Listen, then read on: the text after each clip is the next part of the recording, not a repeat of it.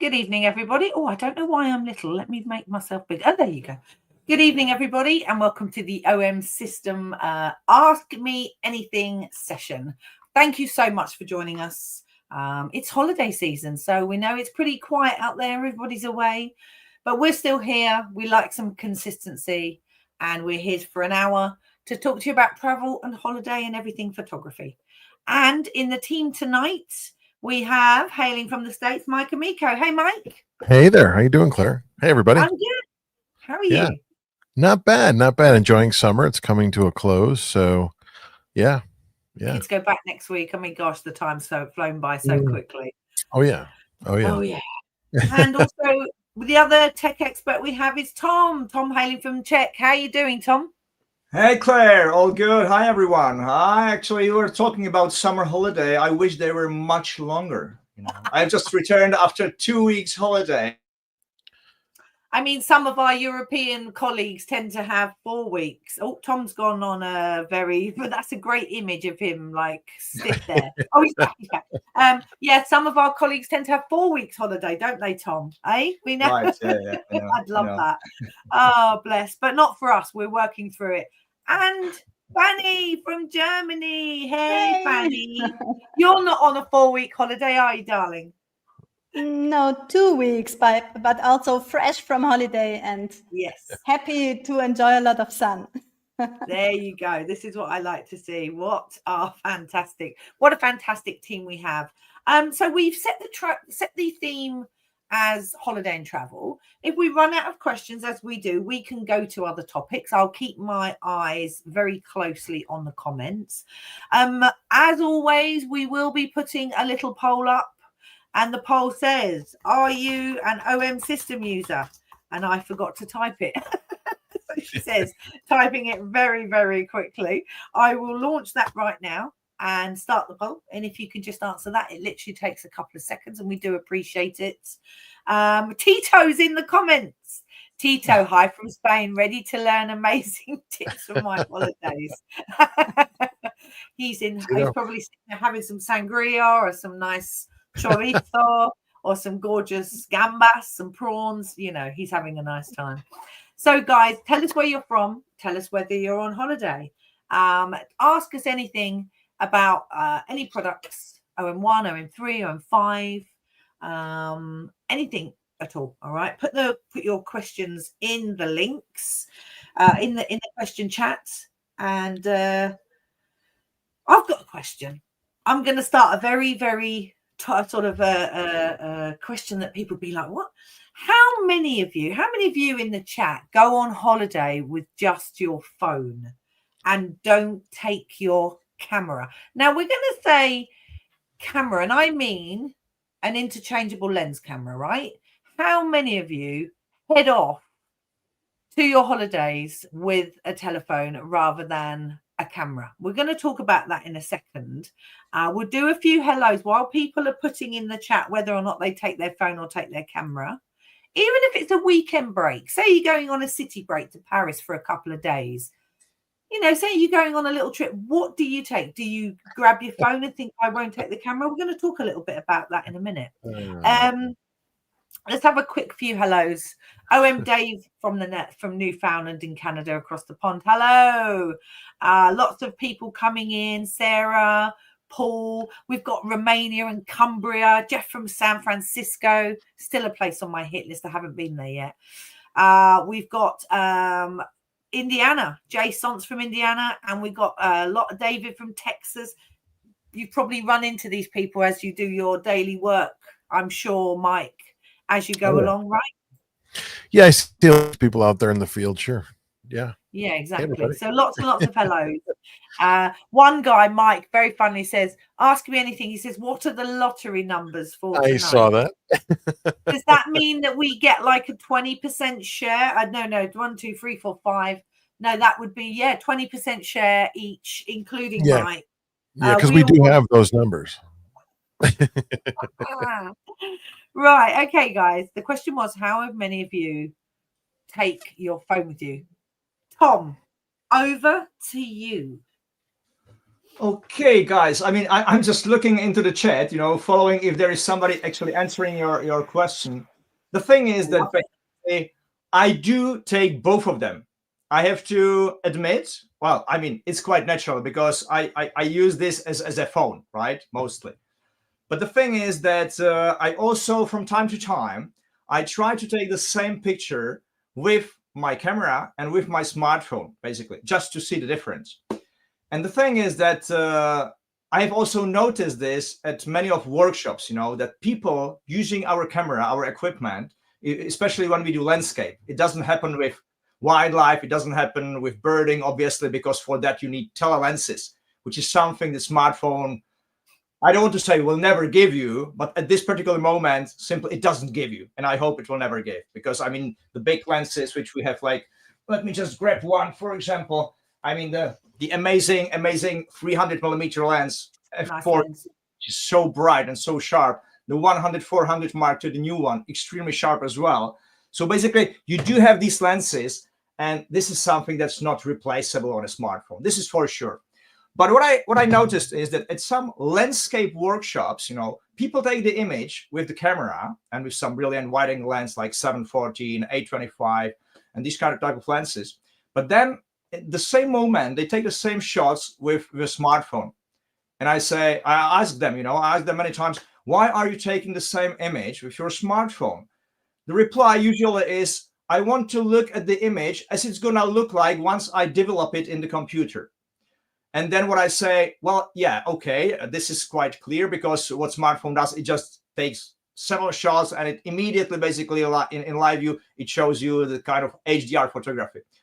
But let me just show you something. I mean, let me show you result from one of the top smartphones, which is the smartphone from Apple iPhone 16 Pro, which I used for this image, and the camera, which I was having on my holiday.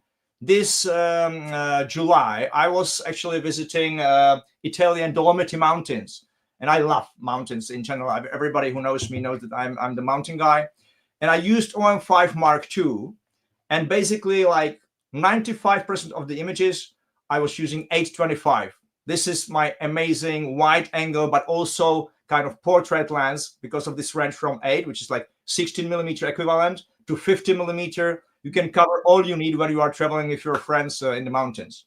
So I did a couple of shots with smartphone as well.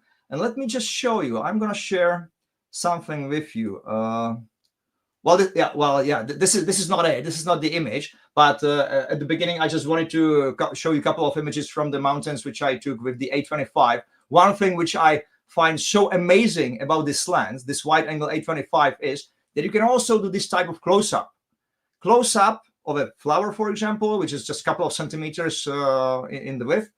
But what is interesting, it's not a close-up which you would be normally taking with 60 or 90mm macro lens, because in this type of photography, you are also showing the countryside, which is something that's, I mean, I wish we had in the future sometimes. Maybe we will. I hope R&D is listening now, that we have very wide angle, but macro type of a lens, So hopefully, I don't know, but maybe in the future. But these are the type of images I took. And here, just before I get to the comparison, I know I'm too talkative, Claire, sorry for that. Don't worry.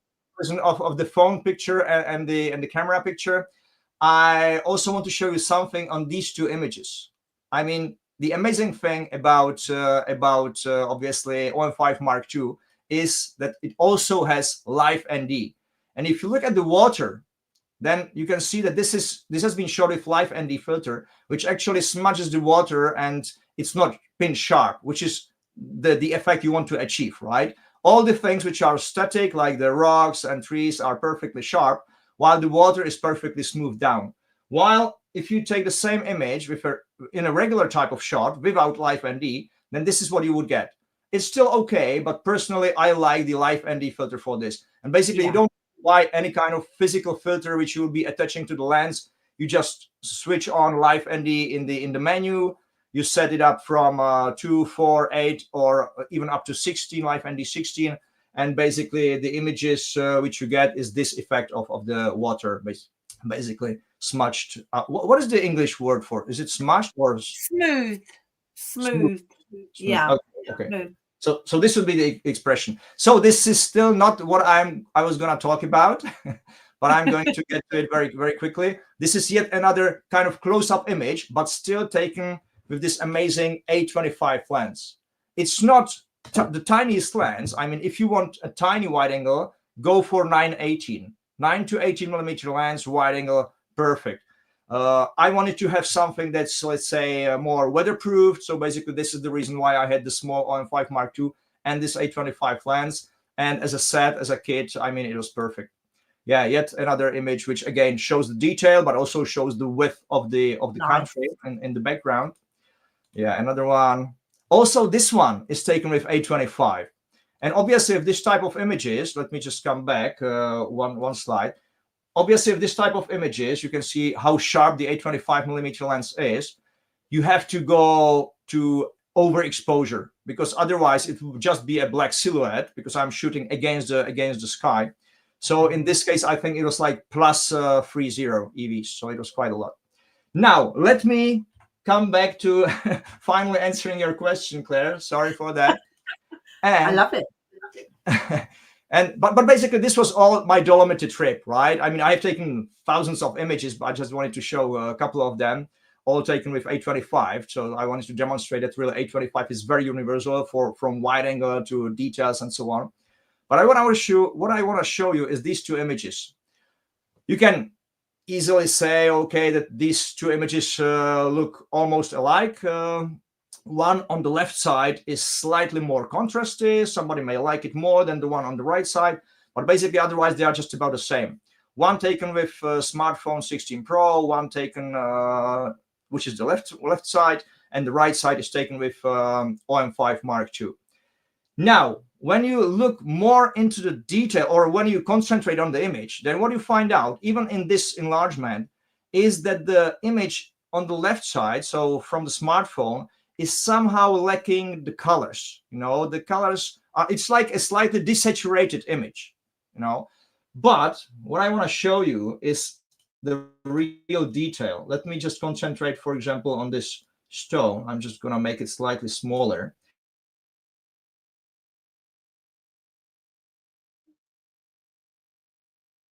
Would be something like this. And now you see it. The left side is the smartphone, right side is the camera, OM5 Mark II. If I give you even more detail, just so that you really look into what I'm talking about, let's concentrate, for example, on this part here. And the same thing we will do with the image on the left side. Let's make it slightly bigger so that we have the same sizes.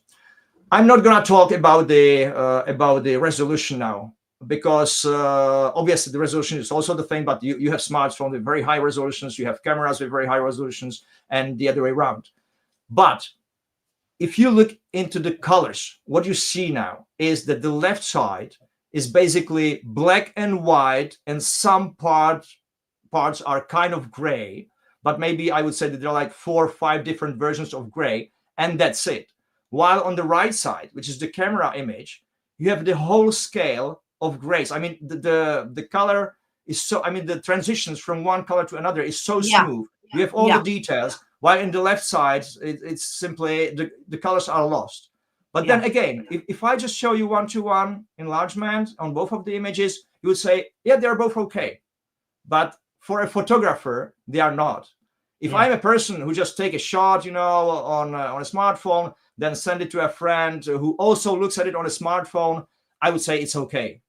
But then if you really want to have the image properly shot, having the real colors, not something that's basically not existing in reality, and also if you want to have full colors, then I always said the camera is the right one. And this is so easy to compare it once you go into the detail. And the thing about it, Tom, it's really funny because we talk a lot about sort of over processing and, you know, that sort of easy use, but especially in nature where you want the natural colors to be natural, right? You don't want that weird and wonderful processing where it's over sharpened, and it's only when you have them printed larger, or if you that you can really start seeing where this AI process really starts breaking down, because like you say, those rocks are gray, they're not black and white, right? Yes, absolutely. And also it can be visible on the rocks here as well, on both of them. But also if you look into the grass, I mean, the grass on the right side is colorful. I mean, it has the real colors, while the one on the left is like really totally desaturated, you know. Yeah, so this is not the really. reality, even though, as I said, on 1:1 image it looks okay. So basically this is one of the reasons why, for example, yes, I admit I do use smartphone for taking pictures, but which pictures? I'm going to explain easily. Right. I'm reconstructing my cottage. I'm doing reconstructions.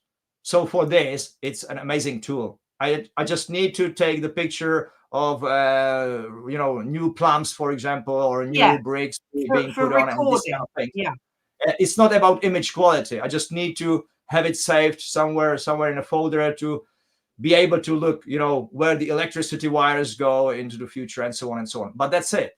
But for the image quality, I always go for a camera. And I also hear it from even from Instagrammers, who are using Instagram like 100% of the time. They always tell me, hey, I mean, I was looking at the Instagram of this photographer, and he has so amazing nature and landscape pictures. And I tell them, well, yes, because he's not using smartphone. He's using a camera, and then he's obviously editing the images and putting them on the Instagram. But that's a totally different story, Yeah, and So, yes. I mean, I'm looking through the comments, and you are lovely viewers. You are amazing, because a lot of you, 99% of you, are saying we take a camera and a lens because you guys know the difference. But I think sometimes when you go on holidays and you have this, especially in nature, you want the image to be as real as possible. And like you say, Tom, for recording a snap, or maybe like you say, the house, you can just use snaps on the phone, right? But for real images, for real image quality, then if you're heading on holiday, you should be taking your camera and your lens. Right, let's get to some questions. It's not a travel question, but we're going to start at the top. Lukash says, I have an EPL7. Is it a good idea to buy an EM10 Mark IV, or wait a few more euros and save up for the 5 or the 1? I suppose it depends on what you're doing, Lukash, but EPLs are basically EM10s without a viewfinder. There are a tiny couple of differences, but not a lot. So if you are going from EPL7 to an EM10, you're sort of sidestepping. You're not really upstepping. So as I said, there's basically the difference is built-in flash, built-in viewfinder, right, guys? If I remember rightly. Yeah, that's pretty much it. Yeah. So for me, going up to the 5 would be the perfect companion, because you're going to keeping interchangeable lens, but you're using the viewfinder, so you can have a much better photography stance, a much better idea of what you're looking at. So I definitely reckon look at the OM5 Mark II. That would be a better step up. Does everyone agree? I agree, and also keep the EPL7 because it's a great small lightweight travel camera or backup camera. Point and shoot type camera with a pancake lens, like the easy lens. But the OM5 would be great because now you're stepping up to weather resistance. You have the viewfinder. You're still compact, and you have all of the great new features like Live ND. Yeah. I mean, articulated screen, that's a great one. Again, for travel, if you want to get around corners and sort of not. So again, so I definitely agree. Okay, we're going to jump in. Sarah asks, I don't know where you're based, Sarah. Are you UK or US? Do we have any workshops on flash? Honestly, they wouldn't probably come in until the winter anyway. It does tend to be a seasonal thing unless you're a pro photographer using portrait all the time. But sorry, my dog's having a cough there. But ultimately, flash for macro, there's lots and lots and lots of YouTubers and things and stuff we've got coming up, which we'll talk about in a minute if it's for macro. But if it's for portrait, head over to our ambassadors. You've got Gavin Hoey. There's lots of things on there, especially about Godox guns. None of you have flash workshops coming up yet, right? I also actually have maybe a positive answer, not for only for Sarah, but for anybody who's interested in flash photography with our cameras. Nice. And that is that one of our top ambassadors, Peter Bambosek, he has just recently launched a very amazing 3 hours video tutorial about birds in flight. This is one story. Nice. But I know that he's also working. Oh, I don't know if I should be actually disclosing this, but I think he has disclosed this already. I think he has that he said it sometime in the past officially. So Peter, sorry if I have just disclosed something. No, he's preparing a it's gonna be either a video tutorial or PDF tutorial, I'm not sure, but a tutorial about using flash in wildlife, macro, and this type of genres photography with our cameras. It's not done yet, but it's gonna come within, I hope, a couple of months. So Good sorry, to know. Peter, but I hope that I encouraged you to finalize it and finish it, and everybody will be happy once it's done. Exactly. Good stuff. Right. Okay. We have a bit of a random question. I'm going to read them out. If you have any questions about anything, put them in. We'll get round to answering them. We will talk a bit more about travel and holiday as we go along, but it's early days. So let's carry on. Jerry asks, is there something I can put my waterproof camera case in so I don't have to hold it when I jump in the water while snorkeling? What case do you have, Jerry? Is it a TG7 case or is it more the PPT, whatever the underwater case? 059, yeah. Yeah. 5, yeah. Let us know which one you've got, and then we could maybe ask a bit more from that. So you've been to the Dolomites, Tom, for your holiday. Yep. Fanny, where did you go on holiday? Did you take amazing pictures? Oh, you're muted. Can't hear you. Yes, I went to Italy and to a beautiful city called Matera. It's an ancient city and it's so great to take pictures. And I took my OM5 Mark II with, and most of the pictures I took with the 17 millimeters 1.8. Nice. I like to hear cameras of choice.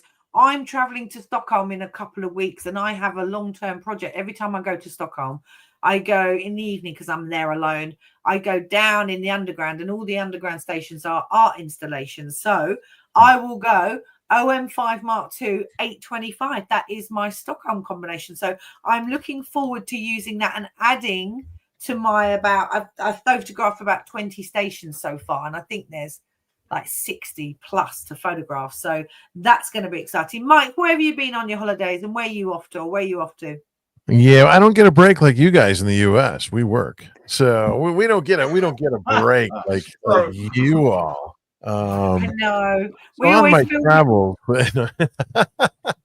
I've been actually shooting, believe it or not, the OM3 a lot. Nice. And just carrying it with me everywhere I go. I'm finding that because it'll handle birds as well, that I can take it with me. And if I want to shoot some birds, I can. And if I want to go take it out for some street photography, I can. So trying to get myself back into some landscape because it's been a couple of years since I've really focused on that. So yeah, trying to do a little bit more of that now on my travels as I go around. So, but yeah, I'm finding I like the OM3. And as far as lenses, 8-25, great lens. I love the 12 millimeter still. I just love having that small 12 millimeter you wide. go super wide with the 12. Yeah, I like that. I like that even more. So come on, guys, keep your questions coming in. I'm loving the fact. I love the Mario says, I take my iPhone 12, wouldn't want to break my moneymaker goofing about. So you do a lot of goofing about, Mario. That's why. I'm probably too old to goof about, to be fair. But we've got lots of people saying they take a TG7 if they don't want to take the cameras. But I absolutely love that. Absolutely love that. We'd have a great question here. And we're going to go for this question. What skills do you think beginners should prioritize before investing in more gear? This is a great question. Mike, you're nodding. You kick us off on this. Yeah, this is I mean, honestly, there's two things that I always put in my classes. One is to learn basic photography. That is absolute. It's ISO, aperture, and shutter speed. You need to know the correlation of those three. That's your triangle. and that is what allows the light and the speed to come into your camera. I mean, that's everything, that's light. And that's what we're doing. We're painting with light. The other thing is to learn your camera, the one that you have, and learn it to the best ability that you can, so it becomes an extension of your hands. You want to be able to look through your camera and not think when you're changing settings. You just know it. You know things like rule of thirds and how to set things on the camera. So I think it's a mixture of learning the gear that you have, and then also just learning basic photography. I think we forget that nowadays, and we let the camera do everything, and then we don't understand why the camera can't do certain things, because we need to take control sometimes. So because like you say, you need to learn the manual stuff. The when the camera over controls, you know where you've gone, right? Where things happen. And that does only tend to be in the smaller circumstances. But I absolutely agree. Exposure triangle, and then find your genre. Find whether you like street, whether you like macro, whether you like wildlife, because you're probably like me going to like them all, but there'll be something that grips you more than the others. And go down that road first. Find your love first, and then the other things will follow lens-wise, because it's so easy to say, I want a 60, I want 100, 400, I want everything. And my feeling is, do the one that you really love, the one that really excites you, be that technically or be that, image wise. And then sort of, not buy one lens at a time, but sort of master that at a time, and then think, where do I want to go next? What do you think, Fanny? What's your answer on that one? I always say that it's the best to start with a basic equipment. So you, as you also said, that you start to understand what you want to do then, and you need more tele or you need more wide angle, and then you can go in the sizes. Because if you start with all the lenses, then you see, oh, maybe it's too simple, this lens. I need one with more light or something like this. And so I also I always prefer to start with something little and try to do a little photo work with us. Yes. Because there are always possibilities to ask or to learn the basic things, so you know how you have to handle the camera, and you are more happy to do, because you get in the beginning better results. Or we also with our tutorials, because I think the most important is to know a little bit of basic in the camera. Yeah. Tom? I mean, you have said everything. I would just repeat it, but I have one very specific recommendation, which I am facing all the time. And that is, obviously, we shoot a lot, or our clients, or you who are watching us, you are shooting a lot wildlife and birding. So you are using telelenses. And many of you ask me, for example, using 40, 150, 2.8, which is amazing lens, one of the most sold lens basically out of our portfolio. And I am not to wonder, because I love this lens as well, personally. But the thing is that then the question is, I have this lens, shall I buy MC1.4 or shall I buy MC20? And then basically they buy it, and after a certain time, they find that they are using 4150 with the teleconverter like most of the time. And in this case, once you really are using not only the 150, including the teleconverter, so basically you are heading up to somewhere 420 or even more more tele, then my recommendation is buy a different lens, which is more tele lens. So buy 100 to 400, buy 150 to 400, buy any other lens 150 to 600. Because once you find yourself really using tele lens with the teleconverter like all the time, because you simply need more focal length, then buy a lens which already has the more focal length.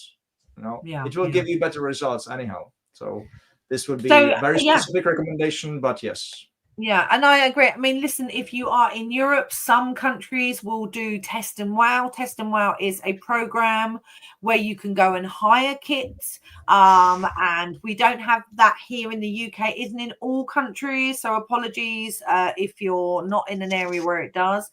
But I know for sure it's a really, really good program, just Google OM System Test and Wow. And as I said, that's a good way. And some places like hire a camera, I'm sure B&H, I think they do hire in the US. There's lots of companies that do hire, so you could try before you buy, you know, especially with those ones that are a few more dollars, a few more pounds, and you want to invest in something like a 150, 400, or get yourself on a workshop. And there are lots of ways to get your hands on that product before you invest, and so you know you've made the right choice for yourself. Okay, jump into another question. Can you please explain focus at 1/3 with an example? I'm going to Crater Lake next week and don't want to come back with blurry images. So we're talking about landscape photography here. There's lots of ways you can do it. You know, don't forget, let's talk about landscape. Generally, you focus a third of the way into the image, into your landscape, and you would shoot around anything between f8 and f16. But of course, you start going up to f16 and beyond, your image does degrade. Of course it does. You've got a little tiny hole for the light. The aperture is so tiny for the light to come through. So there are other options. You can focus stack at a much whiter and brighter aperture. You don't always just have to take that single shot and then it sort of, you know, there's slight focus off at the edges or in the back.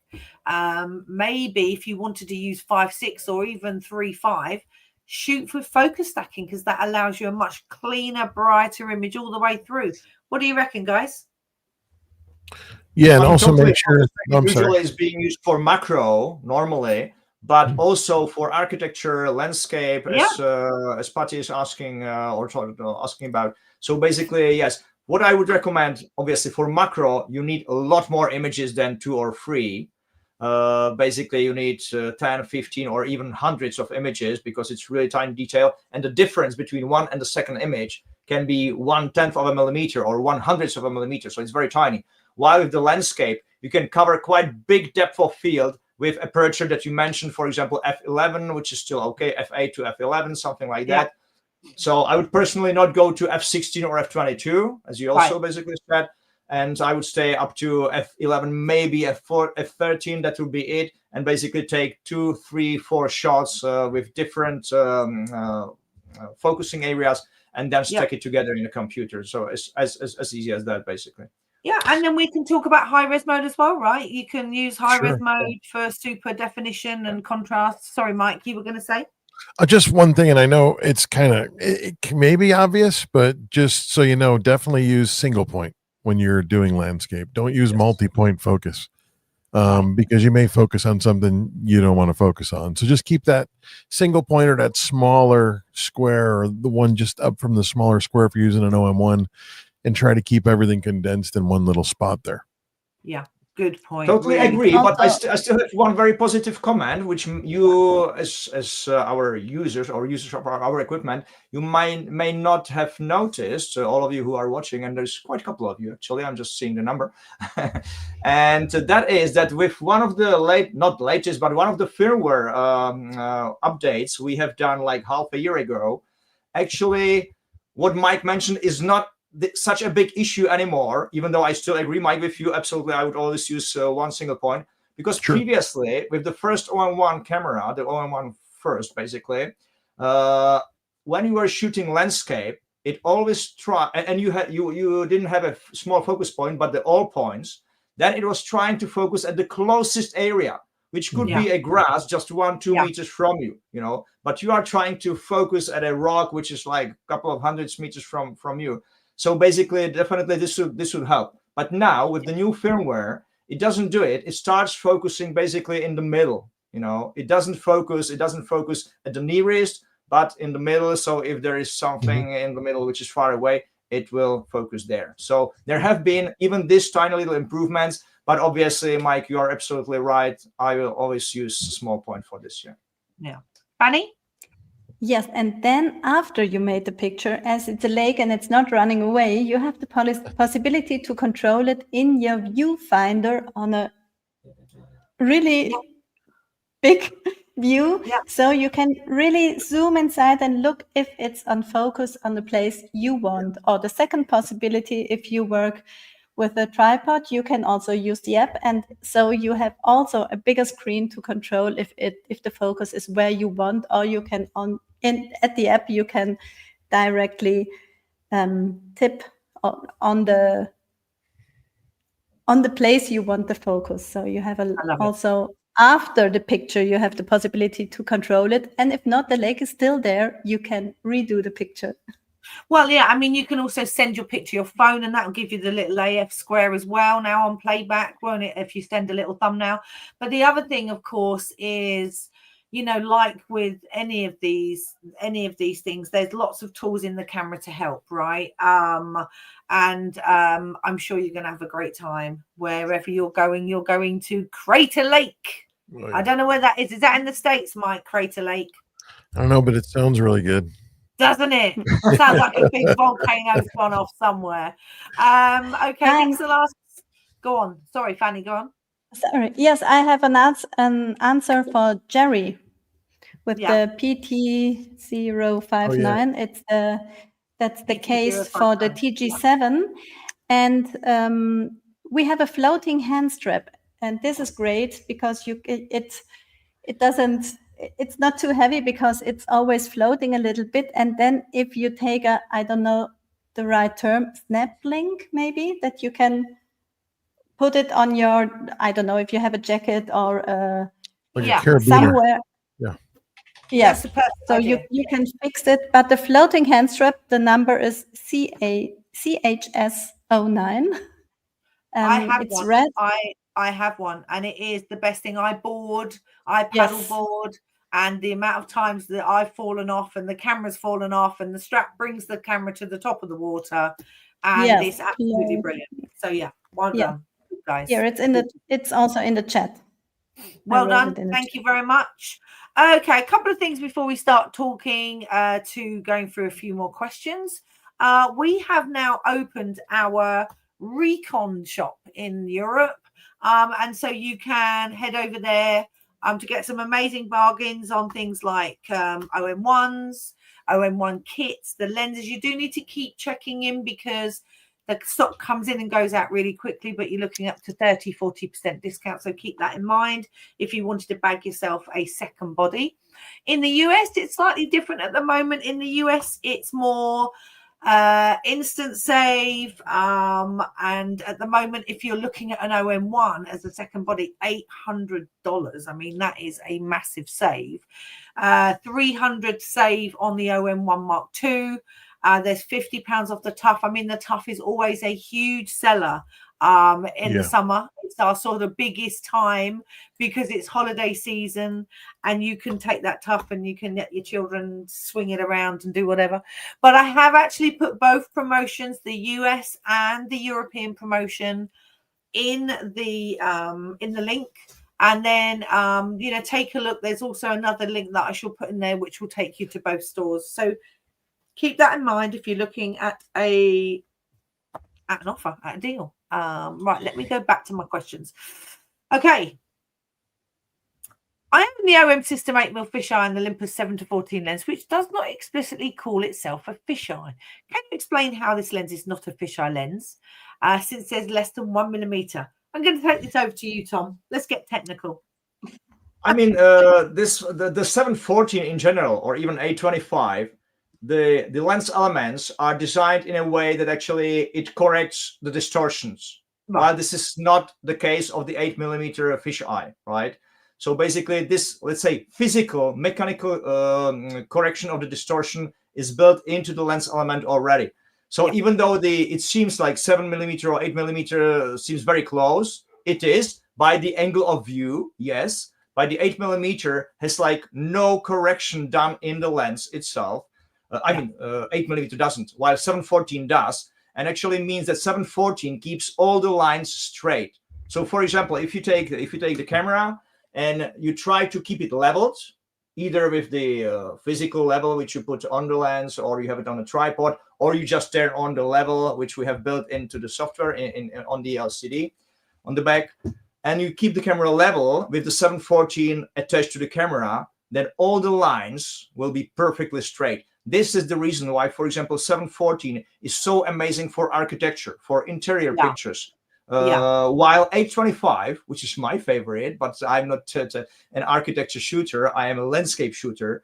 825, it does have a very slight distortion, which obviously is not visible in the countryside, but it will be visible if I'm taking, for example, interior pictures. Then I would have to correct it slightly in the computer. So that is why 714 would be better if you are away shooting some architecture, which obviously is usually straight. If it's not a Salvatore Dali house, which it doesn't really matter. Yeah, and I mean, we do have the fisheye compensation in the camera, but that only gives us a JPEG, right? So even if you use the 8, it's great that the 8 has fisheye compensation in the camera, but you are only getting the JPEG. So if you're going to do landscape, then you've got to start thinking about how that's going to affect the size of your picture.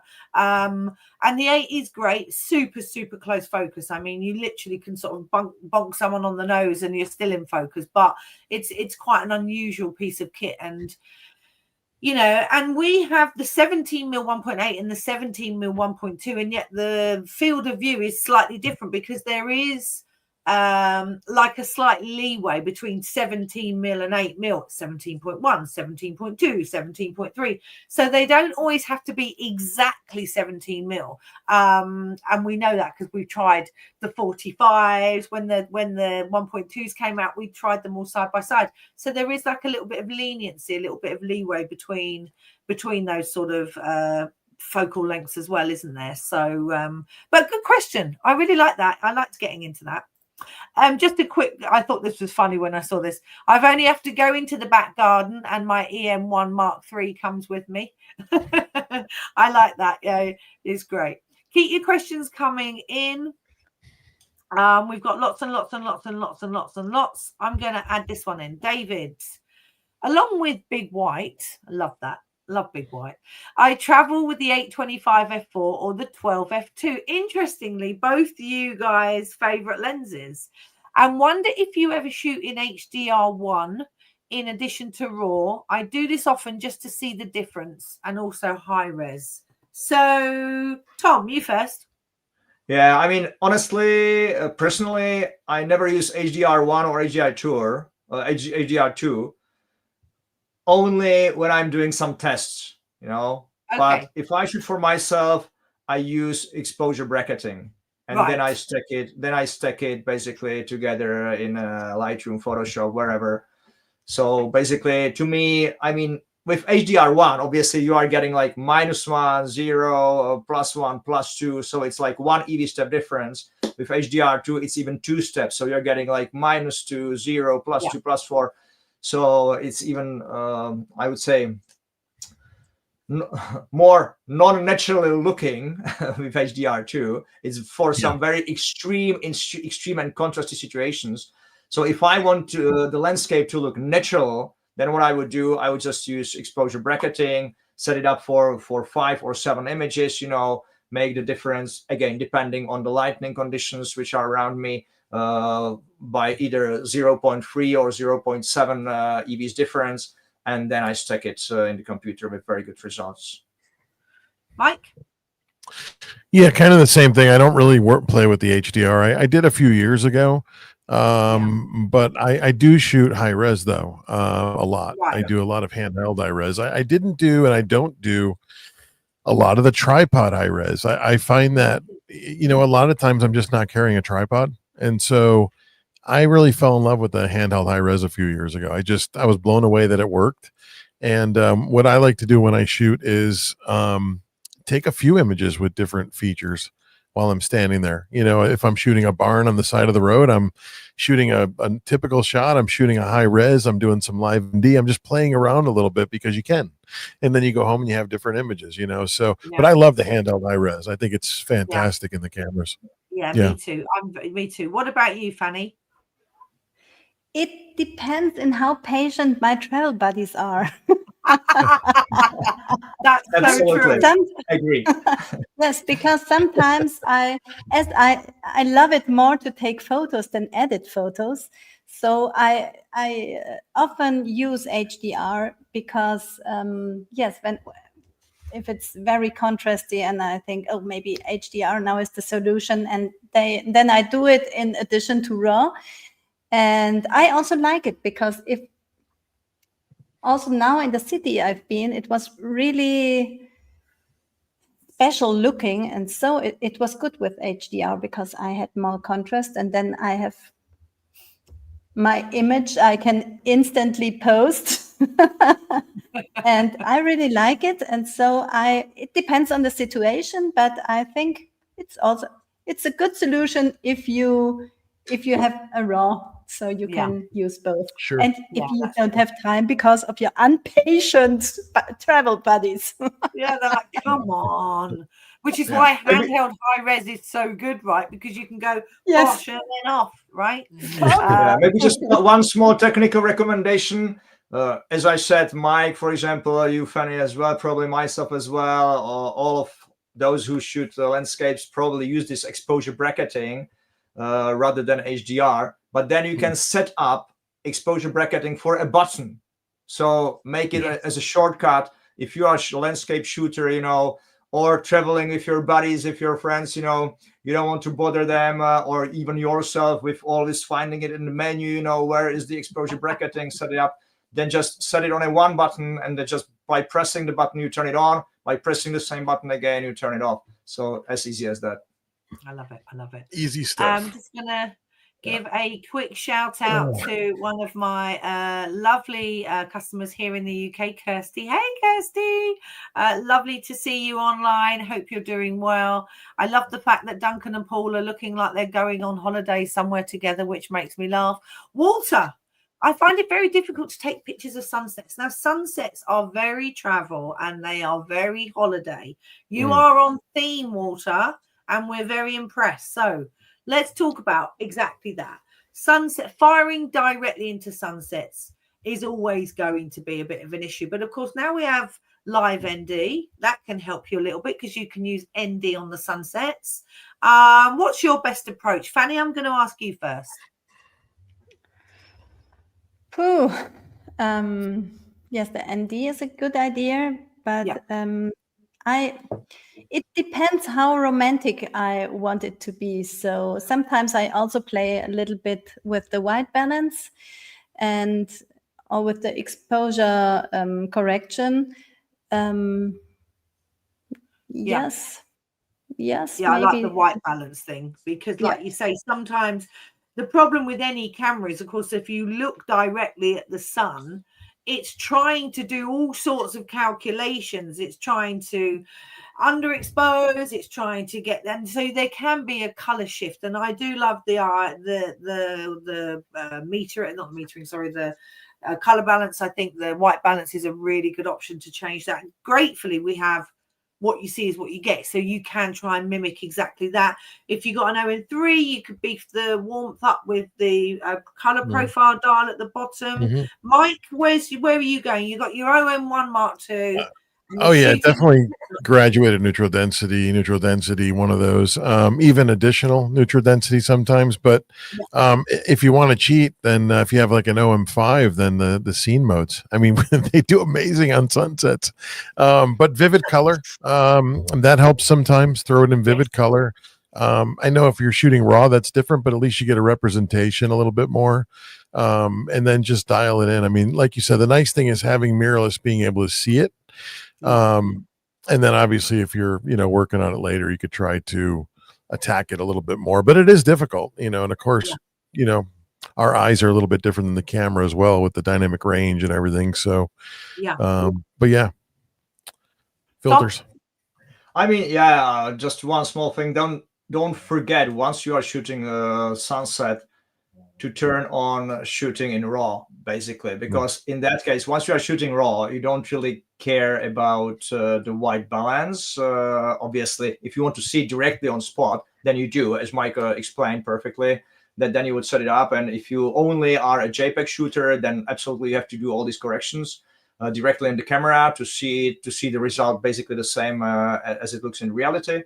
But otherwise, if you shoot in RAW, I mean, you are on the safe side. First of all, you get much more data, much bigger dynamic range. With the new cameras, OM1 Mark II, you can even shoot high res in not only 12-bit, but or is it? Yeah, it is 14-bit, right? Yeah, 14-bit. Yep. So you can shoot 14-bit, but also don't forget, even for the sunset, especially, to use the exposure bracketing we have just been talking about a couple of minutes ago. Because once you are shooting sunset, I mean, there is so much difference in the light. You are getting from totally dark areas to the sun itself, which is very, very bright. So yeah, I mean, I would do all this. I mean, I would shoot in RAW. I would use the exposure bracketing, and even within the exposure bracketing, I could still do some corrections. So like maybe I would go to -0.7 or something like that. Again, it depends on where the sun is, how bright it is. Very much depends on the conditions. But yeah. Good stuff. Okay, let's move on. We have a little bit to go. Katie says, "Hi, Mike." Hey, Katie, how you doing? And Baybridge says, "Maybe I shouldn't, but I have been using some other brands recently. I returned to my own system today to walk around, taking anything from macro to landscape shots. It's so good. Welcome back to the family. I hope you're doing well." Let me see this one here. Is OM System planning to rebrand the 150? It's already been done, Pavel. It's already been done. I have an Olympus one and an OM System one. So there you go. Okay, this is a great question. What are your go-to settings for handheld low light shots inside museums or cathedrals? Very interesting, that one, because you can easily do inside shots, but it is about those people moving around. If you go somewhere where there's a city and you try and use a longer exposure, you're going to get movement in the people. So you have a choice. You can go early in the morning if you don't want people, and go later in the day. But don't forget, if you're using an OM1, you can push those ISOs up a little bit now. It's not going to be an issue shooting over 6,000 ISO and keeping that shutter speed nice and sharp. So, but the other thing, we're talking about sort of slow exposures and maybe making people disappear. If you stay on a tripod and you have it for a long time, you can almost make the people disappear, especially with live ND. So there are options, aren't there? Keeping the people blurred, no people at all, or trying to remove them with long exposures. Though it's an interesting one. Use a bright lens, obviously. 17mm f1.2 is great for indoors. It's a beautifully fast lens, but there are lots and lots of options out there. So Tom, what would be your first choice? Yeah, I was actually waiting if you would say bright lenses, because this was my first answer. If Mr. like 89 or whatever, whoever, if you are asking about shooting in the museums or cathedrals or anywhere where you cannot use or you are prohibited to use flash, then obviously it's about bright lenses. Yeah. So that's, for example, why my recommendation, and that's my own use of basically shooting pictures of all sorts of indoor events. Indoor events to me is two lenses, or actually three, but two major ones, and that is 12-40-2.8 and 41-50-2.8. Nice. And obviously, I'm also using 25-1.2 if I want to shoot some details, tiny little things, or even portraits, with very low depth of field. But basically, 12-40, 41-50 would be with 2.8 approaches. Obviously, you can use anywhere. So they are the most universal lenses for basically anything. I mean, you can use them outdoors, obviously, because you can always close down the aperture to anything up to f22. But you can open it to f2.8, which allows you to get still, fast shutter speeds even indoors. So this would be it. Yeah, fast lenses basically.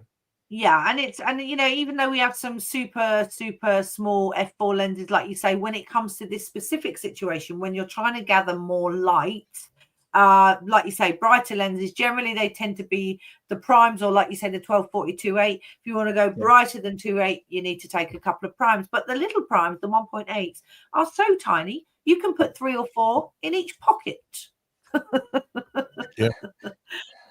you got tiny pockets, tiny lenses. So yeah, a good thing. We're going to go through some more questions because obviously we've been chatting. Mike, here's a question for you. This lovely gentleman has bought a 12-100 and a blinding lens it is as well. But he says, why does the manual focus on the lens engraving go some way beyond infinity? Yeah, it does a little bit. That's a good question. I don't know why. Tom? Tom, why is that? Yeah, I mean, honestly, I have been asked this many times. I don't know the answer either, but I know it is the fact I'm just holding it in my hand, just looking at it again. And yes, this is true. I don't know. It goes like one. You know what I think it is? Why? And this is honest the truth, right? Because I know now we have starry sky AF, right? So we whatever I'm going to say completely negates because we have starry sky. But when you're in the dark, it's easier to go all the way past infinity and come back to get your manual focus than it is to try to get to infinity in the dark. Also, you're using focus peaking usually when you're doing it. Almost like sort of, yeah. But it's if you haven't got that situation, you can come past it and it stops, and then you can go back. It's much easier to go back than it is to try and get to infinity when you're in the dark, when you've got no lights on and you're just fumbling around. That's how I've always thought of it. But it's interesting, that one. Yeah. On the other hand, I think we should still ask R&D to get the proper answer to all of you. And the reason is because if you think about it, if you go to infinity, that would and it would stop at infinity. That would mean that it starts to be sharp, and that's it. Right. You don't need to go any farther. Yeah, infinity is infinity. But sometimes you do go a little farther, and it's sharp. You have that focus peak on it; it just all lights up. So yeah, definitely. And now we are getting the questions. What is behind infinity? Yes, infinity and beyond. Yeah. Maybe if you love someone more than to the moon and back. I love that. That's so great, you guys. I love that. Okay, we're going to be near the end now, guys. We've just got a few things. We're going to keep going. Do you trust in body stabilization enough for handheld night street scenes? Yes, I do. It depends on how long. Lean against the wall if you've had too much wine or coffee, or if you're doing more than a couple of seconds. But let me tell you, you can easily handhold at nighttime street scenes. Get out and try it. It will be amazing, especially if you're using an OM1 Mark II with the 1240. That is the benchmark for all image stabilization. You're going to get 8.5 steps with the 1240. Perfect street lens, a great combi. So that is my question for that. David, we were talking about Peter Bambusek, and he is a Czech ambassador. If you can just put his Instagram in the chat, that would be great. I will. Here we go. Quick question. Hi, going to buy an OM3. Great. But wondering which initial lens should I go for? I mean, that's really interesting. Which lens should you go for? I mean, the kit lens is great, but a prime is great. It depends on what you're going to do. I mean, the primes are beautiful. The 1245 is beautiful. I think you've got to decide whether you're going to do a bit of everything. If you're going to do a bit of everything, then go for the 1245. If you're going to be specifically street to start with, then a 17 or a 25. My choice. What about you guys? What do you think? Yeah, I totally agree. I think the 12 to 45 is a really great kit on that camera. Initially, when we talked about having that kit, I was like, I don't know on that camera. I love a 12 to 45 on it. It's fantastic. So you'll have everything from wide to portrait covered, a little bit of macro capability. And then, obviously for the scientific instruments he's talking about, you could throw a little 60 on later on and have a great 1-to-1. So, yeah.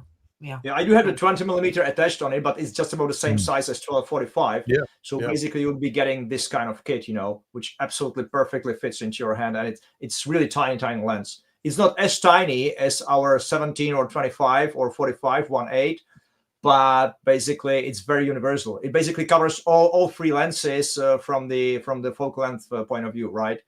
So good stuff. Actually, it covers 4 of them. It even covers the 12mm lens. Yeah. The question of Peter Bambosek, I'm just putting his website. Which Sula is Sula. very strange. But I've heard that Sula Sula is some kind of a bird somewhere. Yes. I don't know. Yes. And if you go to sulasula.com, this is Peter Bambosek's webpage. He has it in Czech, but also in English. So switch to the English part and you will see a lot of amazing wildlife images, first of all, plus lots of educational material from him. So yeah, go there. Yeah. Somebody's asking, is there a grip? We're not going to be making a grip for the OM3. There are third-party ones out there. A couple of people have put some in the chat. There's a nice wooden-handled one made in Europe if you want something a bit more aesthetically pleasing than a sort of metal one. But there are options out there. Small rig is coming out with one. It's on pre-order now. It's nice. There you nice go. and cheap. Yeah. There you go. There you go. Okay. Excuse me. Sorry about that. We're out of time. But there are a couple of bits of housework we need to do. Firstly, thanks, guys. There's a lot going on. We always go through the questions at the end in a couple of days once it's been viewed a few thousand times, and then go back through the questions, which I will do. But we are now coming, excuse me, into fungi season. It's September. September the 1st starts fungi season. So get your 60s, 90s, 30s ready because this is where we start macro. We've got lots of macro things coming up. I have a great session with Wee Mad Beasties. That's a Scottish terminology. If you guys don't understand that, I have to say it in a Scottish accent. Wee Mad Beasties. He is David Hamilton, and he is fantastic. So he's going to be joining me for a YouTube live September the 9th, I think. So you won't have met him before. I don't think we've done any lives with him. So please come and join us on YouTube for that. What, Mike, have you got for macro season or fungi season? What you got coming up? Sure. Well, actually, I have something coming up Thursday, not for macro, but for long lenses for birding. So that's this Thursday at 8:00 p.m. Eastern for the USA. So make sure you check your times on that. Heading to Sammy's Camera in LA, which I've never been. So anybody in California want to stop by Sammy's in LA, I will be there 11th to the 13th of September. And then in September, I have a macro class. It's going to be an intro to macro, and that's coming up online September 23rd. So check that out on the event page. Lots coming up. I love that. Tom, what have you got coming up? I do have a YouTube. I do have a YouTube on macro with one of our amazing ambassador. I'm just checking our YouTube website when exactly it is because I don't remember. It is a Monday because I always do YouTubes on Monday, and it is 8th of September. What is it? And will that be in Czech or in English, Tom? That I'm sorry, guys, this is in Czech, but today there are so amazing, even online working applications that basically I can speak Japanese, French, German, and you wouldn't even know. So, I mean, really, there are so many amazing things that my mouth would actually even, make different movements, and like it's all done by AI. It's all done by AI. It would move.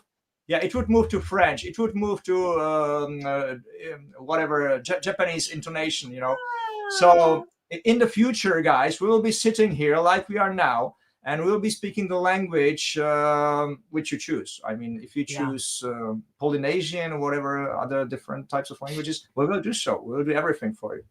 I love it. I love it. And Fanny, what about you, my darling? What are you up to?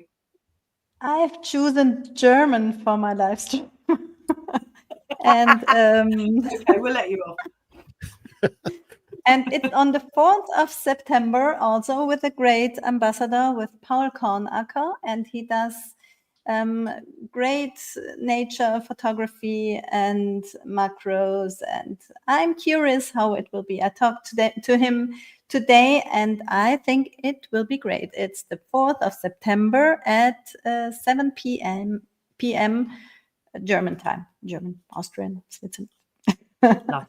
Love that. Well, and as I said, it is You know, we are starting to come into winter, so do think about those bright lenses, because you will get better images. A couple of things. Thank you for answering the poll. It would also be nice if you could like the stream and subscribe. I know most of you subscribe to us already. That's amazing. But like the stream, because that does help with the old algorithm, with the organic algorithm. And make sure you register your email for the newsletters, because you probably heard this stream was on. You might have got it through your app if you're using the OI Share app. That sends you a little notification to say the sessions are starting. And then we have our team that do all the newsletters. They spend hours, because you don't want 50 newsletters a week. So we do try to make those nice, and Jim's always like, what's in the newsletters, and they're really good. So if you don't get them, make sure you subscribe.